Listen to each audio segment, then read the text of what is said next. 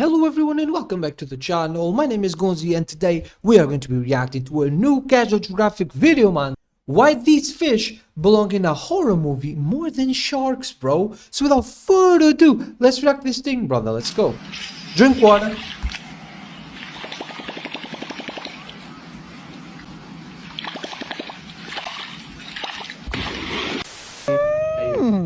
Eu gostei assim, amostradinho.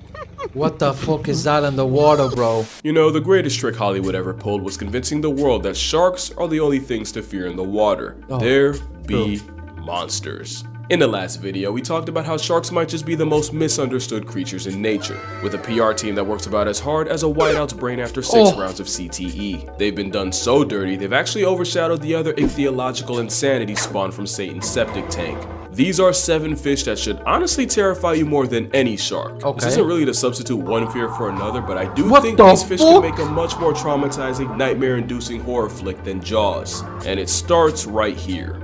Those eyes belong to a pair of arapaimas, also known as a pure. Oh yeah, they are huge! You've definitely seen them before. Does this video ring a bell? It definitely rang his. It's one of the biggest freshwater middle fingers nature forgot to vault, usually growing to over 6 feet long and 200-something pounds. It's bad enough those are NBA point guard measurements, but the beefiest ones can get to 10 feet in length and weigh over 400 pounds. They are humongous, this Jurassic guppy usually eats other fish to go with fruits and seeds, but also birds and allegedly even monkeys sitting on branches to coastal water. And if you don't believe that, it's because you haven't seen them hunt. They're explosively quick, and the aquatic black hole has been known to confuse feet for fish and violently pull people underwater. One zookeeper reportedly made the mistake of trying to retrieve a glove that had fallen into an arapaima pool, and in a split second got his hand, wrist, and several fingers broken. There's also the fact that a refrigerator-sized fish will yeet themselves out of water in self-defense. And let's talk about that defense. The plus-size bite jay is covered in heavily armored scales, not only tough enough to tank piranha attacks, locals historically use them as nail files. They've also used their tongues as scrapers, since these fish have teeth growing out of a bony tongue that can be used to effectively crush struggling prey against the roof of their mouths. You know nature got in its bag when it made a fish that can breathe air, and the Antichrist of the Amazon has a modified swim bladder that was repurposed as lungs, meaning this flex of a fish can survive 24 hours out of water. On one hand, that means they have to come up for air every 20 minutes or suffer the eternal shame of being a fish that finds a way to drown. But it also works out for them, because in low oxygen water where most fish become slow and sluggish, the air merchant menace can pretty much go on a killing streak. Now the question is, could an arapaima pack up a person? Oh my god. While there's no indication they see us as a snack, there are old stories of high-strung assault guppies effectively drowning people, likely by knocking them unconscious and leaving them incapacitated underwater. Not him, he's fine. You can unclench guidelines, he's good. But one man that almost wasn't was Jeremy Wade. He probably needs no introduction, but long story short, he's a zoologist who hosted the show River Monsters, which ended, but only because he caught every fish nature had to offer. But he almost caught an early life retirement after a pissed-off paima struck him square in the chest and nearly caused irreversible damage to his heart. Not only did this fish nearly have us singing, the suspect wasn't more than 90 pounds. Remember, the overachievers can press the scales at 400 or, 180 kilograms worth of kill a man. So yeah, the arapaima is a shack-sized, air-breathing, armor-plated predatory vacuum, and strangely enough, it's not the fish I'm most scared of in the Amazon. But we'll get to that. The piranha actually isn't. If you remember from an earlier video, piranhas might be just as misunderstood as sharks. They're mostly just scavenging opportunists that our childhoods convinced us were way more of an issue. You cannot say the same for their cousins found in the Congo basin of Central Africa. The Goliath tigerfish can grow to nearly 5 feet long, over 100 pounds, and they're what people were told piranhas are times 10. They're in the same order, but where piranhas are primarily a swimming cleanup crew, tigerfish actively hunt for their bodies. Holy shit, you'll find out, nature built this prehistoric problem to do exactly that. They have sharp dagger-like teeth that many swear are comparable to that of a great white. Although I personally see them as more conical, like a crocodile, which is a coincidence since the saltwater variety are their only natural predators. But of course, the swimming expletive has also been known to murk smaller crocs. They have eerily strong eyesight to track prey, special organs to detect the vibrations they make underwater, and they're strong enough to brute force their way through the turbulent waters of their hunting grounds. They're considered one of the toughest freshwater fish time left behind, and tigerfish are even on record snatching birds out of the air. Not just birds, but swallows, some of the fastest and most maneuverable out there. Scientists studying them watched as 300 birds got permanently grounded by tigerfish in just over 2 weeks. Wow. They're so feared that in many places they're only known by one name, benga, meaning the dangerous fish. There's even a story of a young girl wearing a belt made out of bottle caps in order to ward off evil spirits. Ironically, it did the exact opposite and attracted a tigerfish who apparently confused the bottle caps for fish scales and nearly bisected the girl. Damn. Allegedly. It's an extremely fast, explosive vice grip with almost zero prey prejudice. And I'd still rather take a bite from them than the fish up next. And that's cause next is the candiru. And a lot of y'all already know what road we're going down. The candiru is a tiny parasite in the Amazon, also nicknamed the vampire fish for their habit of invading the gills of larger fish and scraping the insides to feed off their blood. True. And with backward-facing spines and a powerful bite, it's nearly impossible to shake it off before it completes its liquid transaction. The horror comes from the legend of candiru being attracted to the chemicals in urine and swimming up the urethra of unlucky humans. And getting stuck up there. A fate that takes surgery to reverse. Imagine a serrated, sentient toothpick in your bathing suit business and you'll see why the violation with gills is so feared. How much of this is even real? Most of the reports of people getting penetrated by peenfish are really sus at best. Apparently, they're not even attracted to the ammonia in human urine in the first place. There's a good chance that the candiru controversy came from European settlers coming home from long expeditions and telling these long, exaggerated stories to anyone who'd listen for status and attention. Yeah, but basically they were probably lying for clout. You have to remember, the whole piranha skinning a cow thing spawned from locals staging an event to impress the president. The truth is, your chances of peeing in the Amazon and getting frontal probed by a fish are about as much as you getting meal prepped by a shark or getting struck by lightning. Oh my bad. And getting struck by lightning. That being said, I'd rather get tag teamed by the pets of Poseidon and the forces of Zeus than have a bloodluster up my urethra. Same, bro. Hell no. Odds ain't zero, they're just too high for me. But I'll happily take a candiru to the mandiru, then run into aquatic op number 4. In fact, I'm so afraid of it, I actually had to break my own rule for this video. The Humboldt squid obviously isn't a fish, but it's the closest thing to a living nightmare on this list. Holy shit. Let's be clear, at 5 feet, about 100 pounds, there are bigger squid. What sets Humboldts apart is they can hunt in packs of over 1,000. Wow. Yeah, that's 3 zeros like a Tony stat line. Nicknamed Diablo Rojo, there are old fisherman tales of men falling overboard, getting swarmed, and never coming back up. There's also stories of them curiously approaching divers before flipping and trying to rip their masks off. But who needs stories when marine biologist Alex Kirstich can tell you about the time several homicidal squids grabbed him and attempted to drag him down into the dark maw of the abyss. Oh shit. It gets worse when you realize what exactly happens when a red devil decides to take you to hell. Humboldts aren't just highly intelligent, they're covered in tiny red chromatophores that they can use to rapidly change color in order to communicate with each other. It's like Morse code but for Crip and Calamari. Oh wow. We don't know it exactly is like what Morse it means, code. but there's a good chance if a Humboldt confronts you and starts violently flashing red, it could be telling a bunch of others you can't see that you're free eats. So likely the last thing you'll see is pulsing red before you get eaten alive. It doesn't help that satanic cephalopods are known for speed eating and are notorious for stripping fish to the bones faster than fishermen can reel them. Add a beak that can easily slice flesh and a bite force that can reportedly crack bones. Oh shit. I think you see why I'm not exaggerating when I say I'll deal with every other fish on this list than a pack of predatory color-coordinated squid. And I don't care what logic says. There's chasing no your doubt ass, in my mind bro. this squid would eat a human if they thought they could. Why? Humboldt squid only live about a year. That rapid growth in a short time means they'll rarely pass up an easy meal, even if it's their own kind. Humboldts are highly cannibalistic, and they will not hesitate to turn on a weak or injured member of their own hunting party. There was a study done off the coast of Chile that found that out of over 2,000 squid, more than half held the remains of their own kind in their stomachs. It sounds to me that anything they see as weaker than them is something they can feed off, and the only saving grace for us is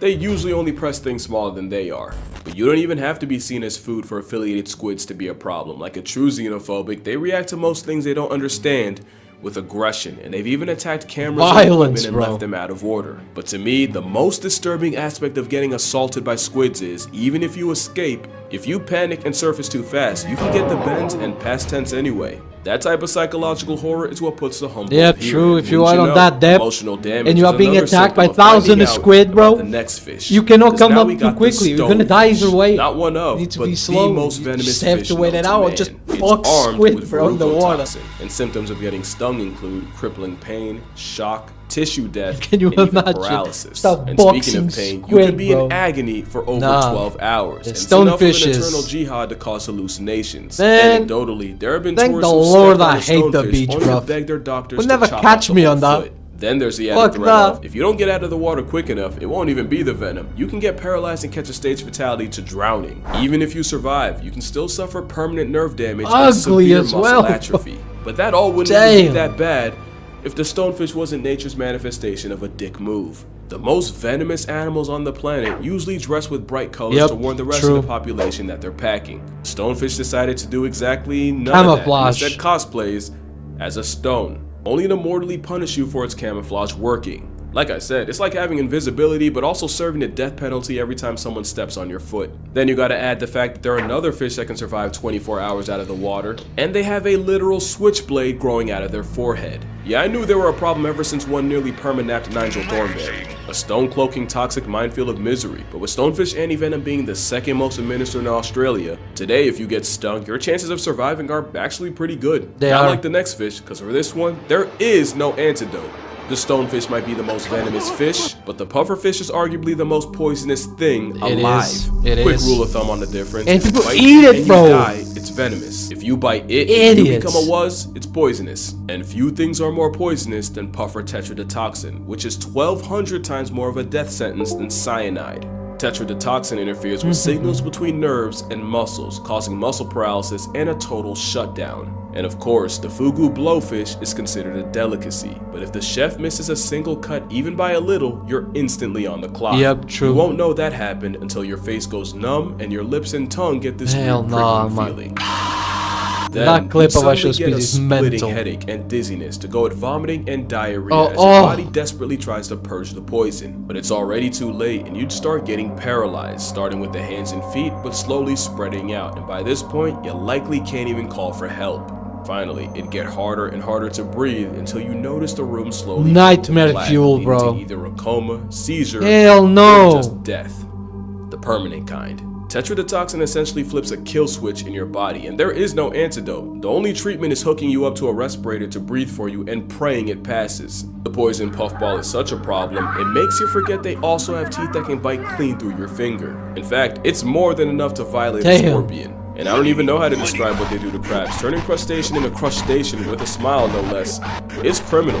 There's nothing funny about getting caught in that bite, with reports of pufferfish mutilating the genitals of men.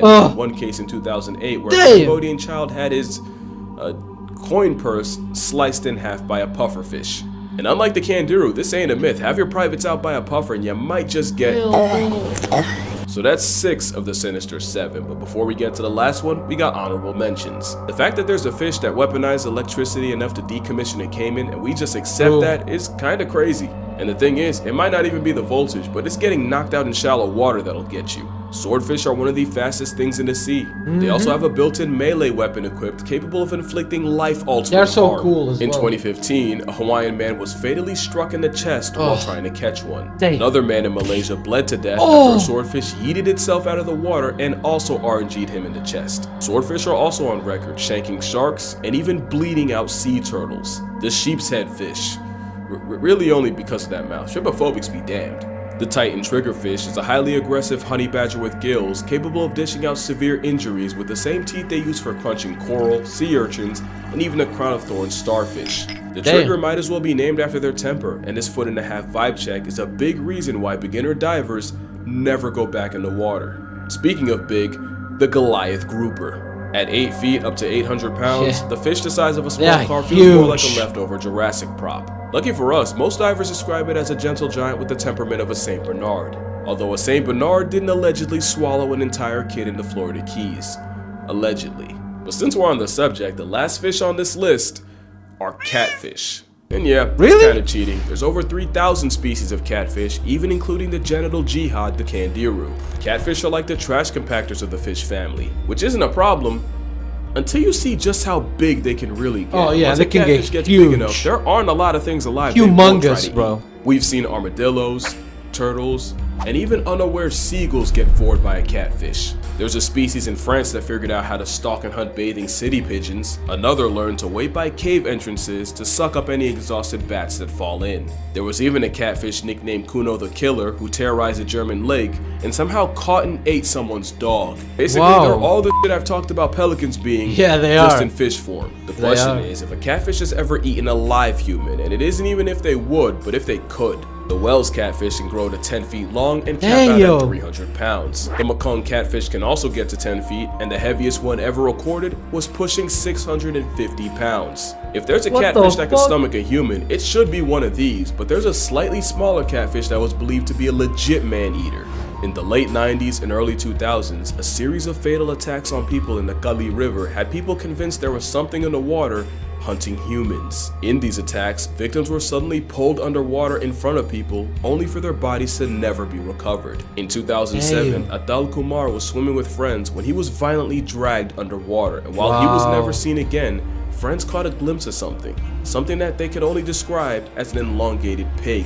Crocs and bull sharks were considered, but the prime suspect ended up being the goonch. At about over 6 feet, 200 pounds, the goonch is usually smaller than the whales. But it's feared that the practice of burning funeral pyres by the river led to the equal opportunists developing a taste for human flesh. And while it's a stretch to say a corpse-happy catfish could swallow an adult, it becomes a little less believable with children. There's no solid proof of a catfish catching a person, but they for sure can off one. The biggest ones can easily overpower you, if not just knock you out and drown you. Not to mention a majority are venomous, with those spines putting both experienced fishermen and oblivious bystanders Apparently in they the are hospital. delicious though. They also have a nasty sandpaper-like bite that can easily draw blood. But what really makes them a Silver living horror lining, I movie guess, is their intelligence. The ones packing up pigeons, they weren't always doing that, but they pretty much ate everything else around them and were forced to adjust. So it's anyone's guess what could happen if they gain a taste for humans. And with catfish being swimming tongues with over 175,000 taste buds across their bodies, yeah, I doubt acquiring that's taste a lot buds. of catfish, bro. But yeah, that's gonna do it for this video. Make sure you drink water, hug your mother, try not to get catfished out here. If you'd like to see me swim with slightly less freaky fish, the full GoPro footage of me in Hawaii will be uploaded to my Patreon. And with that last second self-promo out the way, I'ma see y'all in the Those were the fish that belong in horror movies way more than sharks. Great video by Geographic. Shout out to the bro. He's the GOAT. Yeah? But yeah, guys, thank you so much for watching the video, man. Hope you guys enjoyed it as much as I did. All glory to God as always. Like the video, subscribe to the channel, all of that good stuff. And I'll see you guys in the next one. Goodbye.